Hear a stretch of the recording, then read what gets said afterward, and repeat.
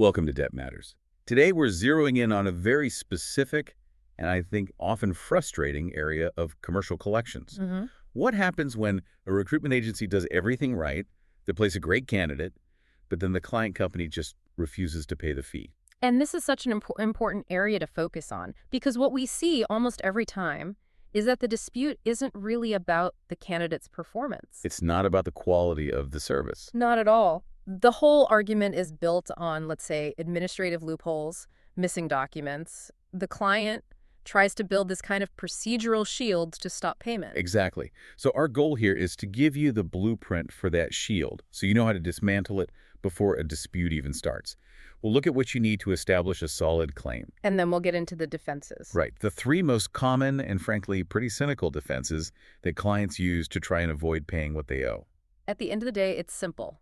The agency has to prove two things without a shadow of a doubt: that the work was authorized and that the work was performed and accepted. And if that proof is shaky, The client's ability to resist payment just goes up exponentially. okay, let's start there then. Before we even get to the excuses, what are the absolute bedrock documents an agency must have to go from "we did the job" to "you are legally required to pay us"? The foundation is really a hierarchy of documents. At the very top, you have the signed terms of business. That's your contract, your legal footing. And below that, Below that is the proof of service. And that looks a bit different depending on whether the role is permanent or, a temporary staffing gig. let's stick with the terms of business first. Is just sending them over in an email enough, or do they really truly need to be signed? They absolutely have to be signed or, accepted through some kind of verifiable electronic system. And crucially, before any service is provided, Why before? because the terms of business, that document defines the entire legal relationship. It sets the fee, the payment schedule, all the liabilities.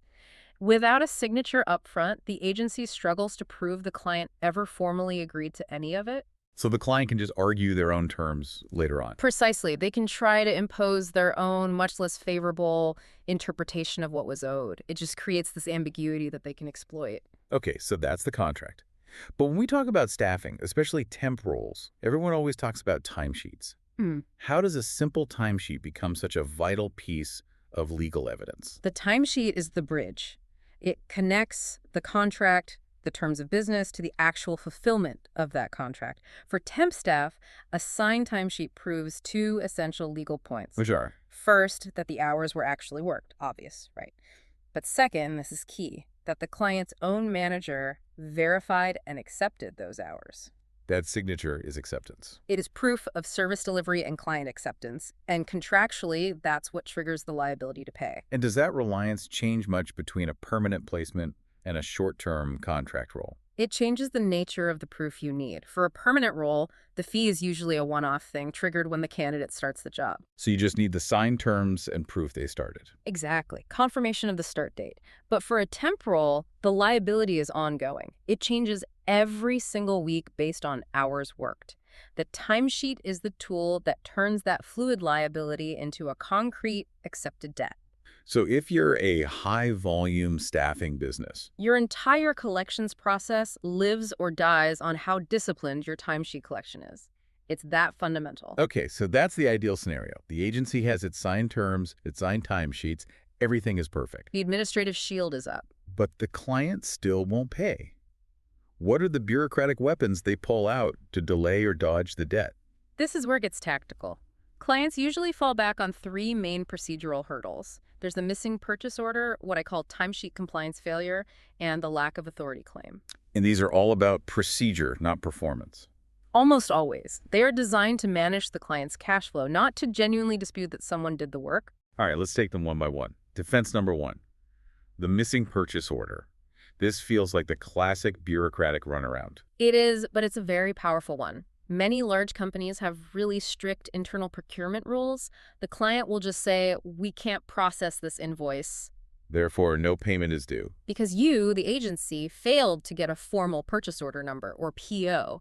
It's their favorite way to just freeze the payment clock. But wait, if the agency has a signed contract and proof of service, the debt is real, it's legally established. How can a missing internal PO from the client stop payment? Because it turns a clear debt into a procedural mess. The client isn't saying the contract is invalid. They're arguing the agency failed to follow their internal rules for getting paid. So the debt exists, but it's stuck. It's stuck in administrative limbo. The invoice just sits there for months, and the accounts payable team can claim their hands are tied. It forces the agency to escalate, which costs time and money. Okay, let's move to defense number 2, which you said cuts deeper. Timesheet trouble. Right, this one is more damaging because it's a direct attack on the agency's proof of performance. What's the claim? The client claims the timesheets for the invoice are either missing or, and this is the critical part, were never properly signed or approved by an authorized person on their end. But how can they use that? I mean, if they had an employee working there for weeks, benefiting from their labor, how can a lost or unsigned timesheet let them off the hook? It works because the terms of business, that contract we talked about, often makes the signed timesheet a condition for payment. It's a required step. A trigger. It is the trigger. So if the agency didn't collect that signature, the client can argue that the trigger for payment was never actually pulled. They can claim contractual non-compliance on the agency's part.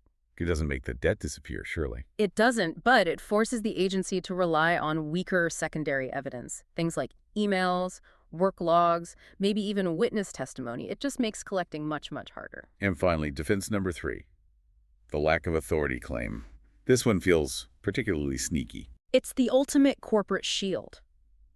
The client argues that the person who hired the candidate, or maybe the manager who signed the timesheets, Wasn't allowed to. exactly, that they lacked the internal authority to financially commit the company. They're basically saying that employee went rogue, so the contract is void. An agency can't be expected to have the internal org chart for every client. How do you even begin to counter that? This is where things get a bit more advanced. The first step is to check if the terms of business name any specific authorized people.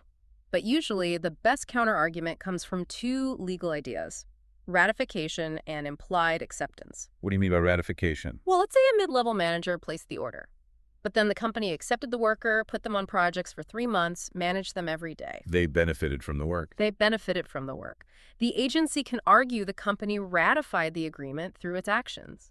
They implicitly accepted the deal by letting the work happen, even if the person who signed off didn't have the formal authority on paper. But that sounds like a much harder argument to make in court. It is. It's always harder and more expensive than just getting the right authorized signature in the first place. So bringing this all together, what does this mean for you if you're running a recruitment firm or managing these kinds of collections? It seems the fight is never about the candidate. It's about the quality of the paperwork. Absolutely. The easiest debt to collect is the one where you enforced administrative discipline from day one. The key lesson here is to build systems that close these procedural loopholes before the client can use them. So let's lay out the key defensive actions. What are the 3 things an agency needs to do to neutralize these common tactics? First, terms first. Always. You have to get those terms of business formally signed before you even introduce a candidate. That creates the enforceable contract and cuts off that lack of authority defense right at the knees. Okay, number 1 is get the contract signed. What's 2? Number 2 is proactive PO retrieval. We know you can collect without a PO, but it's a pain. So you must proactively chase that PO number the moment the placement is made. Get it on every single invoice. It removes the easiest bottleneck they use to delay. Makes sense. And the third action? Third is to audit the signatory. You need a process to verify that the person signing off on timesheets or placements holds a position that implies authority. Like a department head or a VP? A department head, an HR manager, someone whose job title makes it clear they are in a position of responsibility. Don't just accept any signature. So if I were to sum it all up, Mm-hmm. the signed terms of business are your legal blueprint. Mm-hmm. And the signed timesheets or the placement confirmation, that's the proof that the blueprint was built correctly and accepted by the client. The collection is just the audit trail. That audit trail is your ultimate weapon.